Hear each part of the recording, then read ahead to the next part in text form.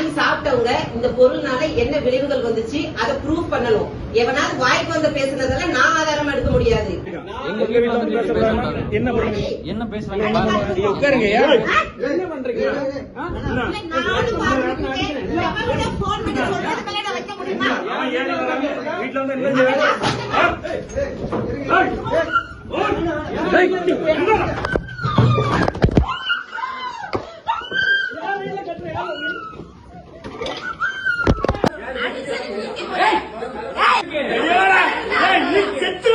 எனக்கு என்ன கொண்டுட்டு உள்ள போக ஆம்பளை வெளியே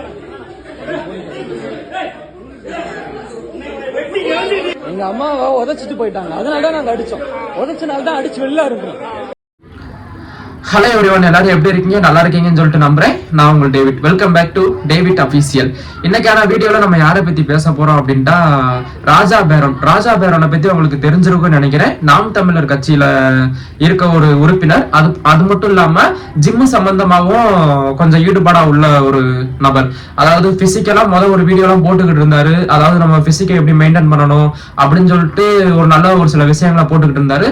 அவர் சொந்தமா ஒரு ஜிம்முமே வச்சிருக்காரு, ஒரு பாடி பில்டரும் கூட. ஆனா இப்ப நாம் தமிழர் கட்சியில சேர்ந்து உருப்படாம நாசமா போயிட்டாரு. சோ என்ன விஷயம் அப்படின்னா, அட்வொகேட் நெல்சன் அப்படின்றவங்க வந்து சோசியல் மீடியால ஒரு கருத்து பண்ணியிருக்காங்க.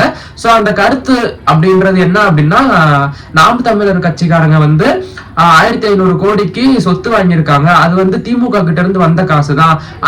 அதுக்கான ப்ரூஃப் வந்து என்கிட்ட இருக்கு அப்படின்னு சொல்லிட்டு ஒரு சோசியல் மீடியால ஒரு கருத்து வச்சிருக்காங்க.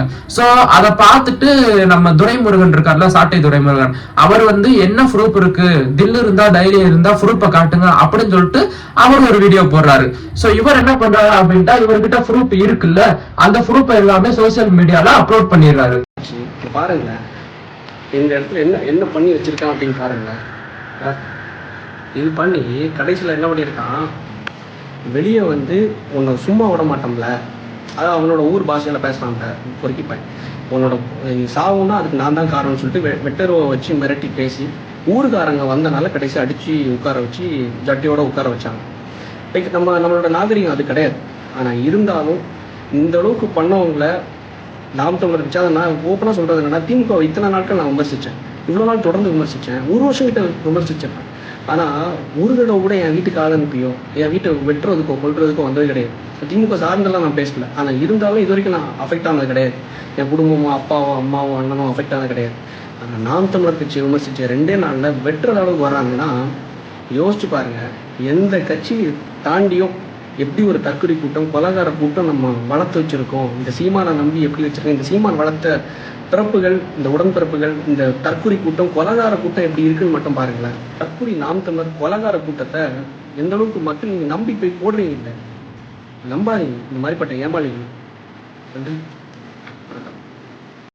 சோ அதை பார்த்துட்டு நாம் தமிழர் கட்சியில இருக்க ராஜா பேரன் வந்து அவங்களும் அவங்க கூட வந்து இன்னொரு லேடி, அதாவது ராஜா பேரனோட ஒய்ஃபா இல்ல அந்த கட்சியோட உறுப்பினரா, அந்த கட்சியை சார்ந்தவங்களா அப்படின்றது தெரியல.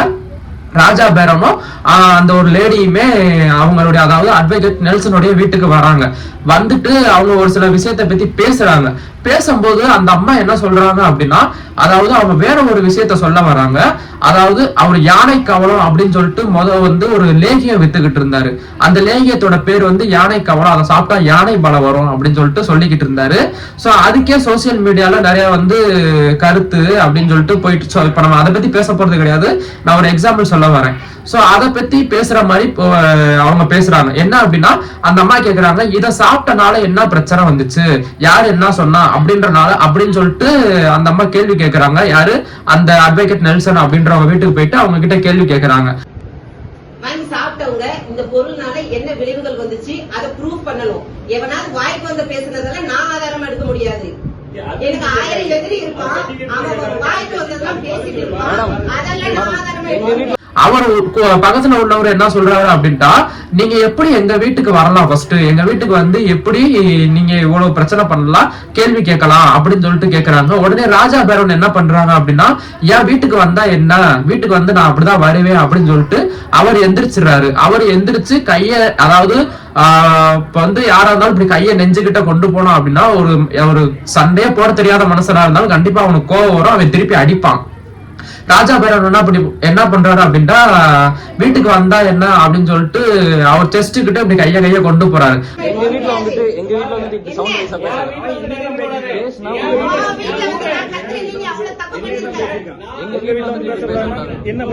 என்ன பேசுறாங்க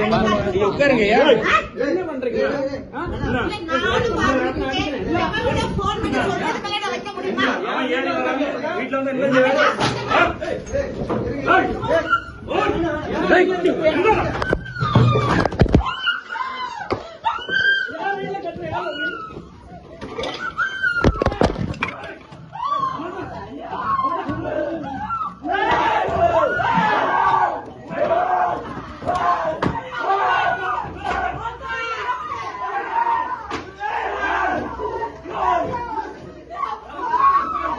அதாவது ராஜா பேரோனுக்கு ஆரம்பத்துல இருந்தே ஒரு எண்ணம் இருக்கு.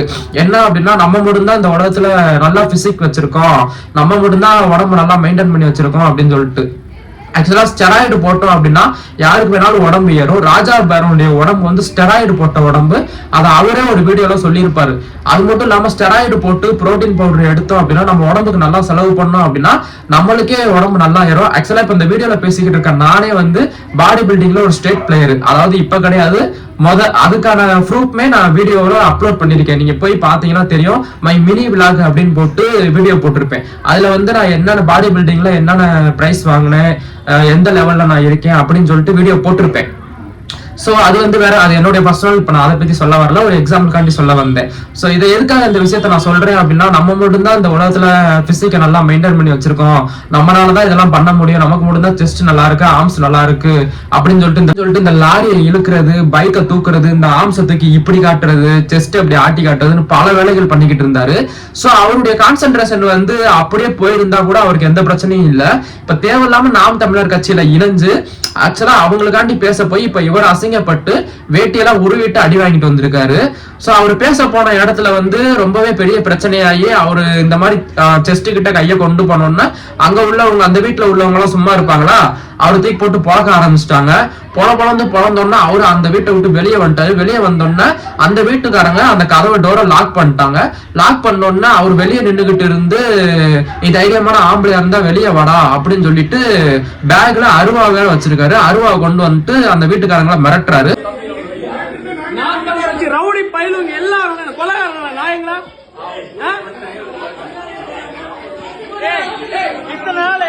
இத்தனை நாள் திமுக பேசினேன், ஒரு பயம் வரல. இங்க பாரு, இத்தனை நாள் திமுக பேசினேன், ஒரு பயம் வரல. ஆனா நாம் தமிழர் கட்சி உள்ள ரவுடி பயிர் எல்லாம் வந்துட்டான், நாயங்களா?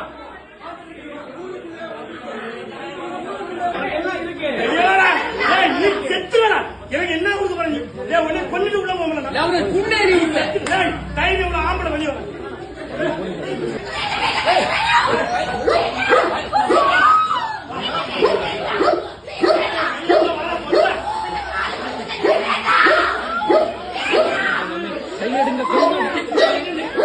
கையெடுங்க.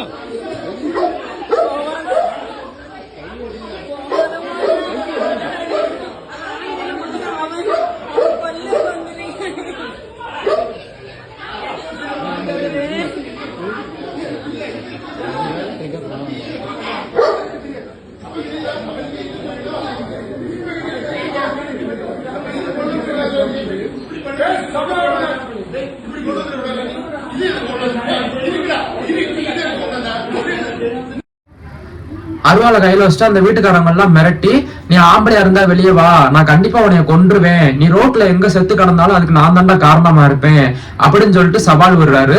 அதை கேட்ட உடனே அங்க உள்ளவங்க எல்லாம் ராஜா பேரம்னா வெளியில இருக்கவங்க எல்லாம் அடின்னு அடிச்சு வேட்டியெல்லாம் அவுத்து அவரை பொழந்து அசிங்கப்படுத்திடுவாங்க. பேக்ல இருந்து ஒரு நபர் வந்து அருவாலை எடுக்கிறாரு. எடுத்துட்டு பேச வர, நீ எதுக்கு அருவாலோட வந்திருக்க, எதுக்கு வெட்டு கத்தியோட வந்திருக்க அப்படின்னு சொல்லிட்டு கேள்வி கேட்கிறாங்க. கேள்வி கேட்ட அவருங்கனால, அந்த லேடிஸ்னாலையும் ராஜா பேரன்னாலையும் எந்த ஒரு பதிலும் சொல்ல முடியல.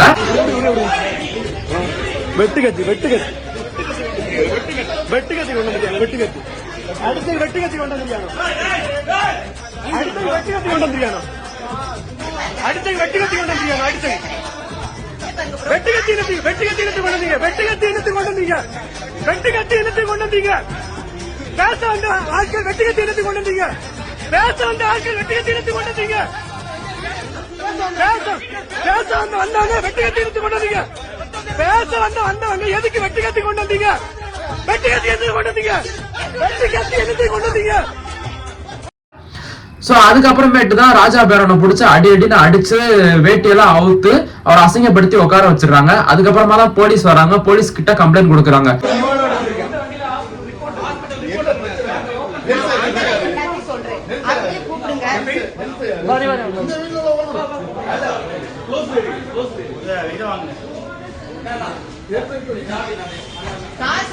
அண்ணா வாங்கண்ணா, நீங்க உள்ள சோ இதுக்கப்புறமா இந்த விஷயம் என்ன நடந்துச்சு அப்படின்றது ஃபுல் டீடைலா தெரியல. இதுக்கான வீடியோ ப்ரூஃப் வந்து அடுத்து எனக்கு கிடைச்சிச்சு அப்படின்னா நான் கண்டிப்பா அப்லோட் பண்ணி அதே ஒரு வீடியோவா போடுறேன். ஆனா ராஜா பேரனுக்கு வந்து ஆரம்பத்துல இருந்தே அந்த திமிரு அந்த ஆட்டிடியூடுங்கிறது கொஞ்சம் அதிகமா இருக்கு. இதுக்கெல்லாம் காரணம் வந்து சோசியல் மீடியா மட்டும்தான். சோசியல் மீடியா வச்சுதான் அவர் இந்த அளவுக்கு வளர்ந்து வந்தாரு. சோ வளர்ந்து வந்த அவர் வந்து ஒரு நல்ல விஷயத்தை நோக்கி போயிருந்திருக்கலாம். அதாவது ஒரு ஜிம்மை நோக்கி ஒரு பிசிக்கலா ஒரு விஷயத்தை நோக்கி அதை பசங்களுக்கு சொல்லி கொடுக்கறது அந்த மாதிரி போயிருக்கலாம். ஆக்சுவலா இப்ப நான் ஒரு விஷயம் சொல்றேன். நீங்க வந்து கம்பேர் பண்றேன் அப்படின்னு நினைச்சாலும் சரி இல்ல நினைக்கலாம்னாலும் சரி, பாண்டி சக்தி மாஸ்டர்னு ஒரு மாஸ்டர் இருப்பாரு. அவர் வந்து இன்ஸ்டால வந்து ரொம்பவே பிரபலமானவர், யூடியூப்லயுமே ரொம்ப பிரபலமானவர். நீங்க அவரை பார்த்திருப்பீங்கன்னு சொல்லிட்டு நினைக்கிறேன். அவருடைய போட்டோ இதெல்லாம் நான் போட விரும்பல, ஜஸ்ட் நான் அவரை பத்தி உங்களுக்கு சொல்றேன். அவர் வந்து உண்மையிலே ஒரு தங்கமான மனுஷங்க. ஏன் நான் இந்த அளவுக்கு சொல்றேன் அப்படின்னா, அவர் வந்து இப்ப ஒரு ஜிம் ஓபன் பண்ணாரு, அதை வச்சு இன்னொரு ஜிம் ஓபன் பண்ணாரு, அதை வச்சு இன்னொரு ஜிம் ஓபன் பண்ணாரு. இப்படி அவர் ஜிம் ஓபன் பண்ணிக்கிட்டே இருக்காரு. ஒரு மனுஷனுக்கான வளர்ச்சி வந்து இப்படிதான் இருக்கணும். அவர் வந்து அவருடைய பாதை வந்து ஜிம்மை நோக்கி, அதாவது ஸ்போர்ட்ஸை நோக்கி மட்டும்தான் அவருடைய பாதை வந்து போய்கிட்டு இருக்கு. அவர் நிறைய வீடியோல சொல்லியிருப்பாரு, காசு இல்லைன்னா கூட பரவாயில்ல, நீங்க வந்து என் ஜிம்ல ஒர்க் அவுட் பண்ணிட்டு போங்க, எனக்கு அதுவே போதும் அப்படின்னு சொல்லிட்டு அவர் நிறைய விஷயம் சொல்லியிருப்பாரு. அது மட்டும் இல்லாம வேலை இல்லாதவங்களுக்கு அவர் ஜிம்லயே வேலை கொடுக்குறாரு, சேல்ஸ் எக்ஸிகியூட்டிவ்க்கு வேலை தராரு. இன்னொன்று வந்து பர்சனல் ட்ரெயினருக்கு அவங்க ஜிம்ல வேலை தராங்க. ஸோ அது சம்பந்தமா கூட நான் அவங்களுடைய டீம் கிட்ட ஒரு வாட்டி பேசியிருந்தேன். ஒரு மேடம் போன் அடிச்சு பேசினாங்க, சார் இந்த மாதிரி நீங்க ஜாப்புக்கு ரெக்வஸ்ட் பண்ணியிருந்தீங்களா சார், நீங்க வாங்க அப்படின்னு சொல்லிட்டு.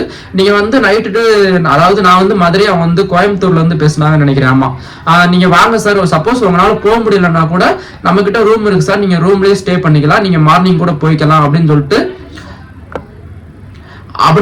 பேசினாங்க.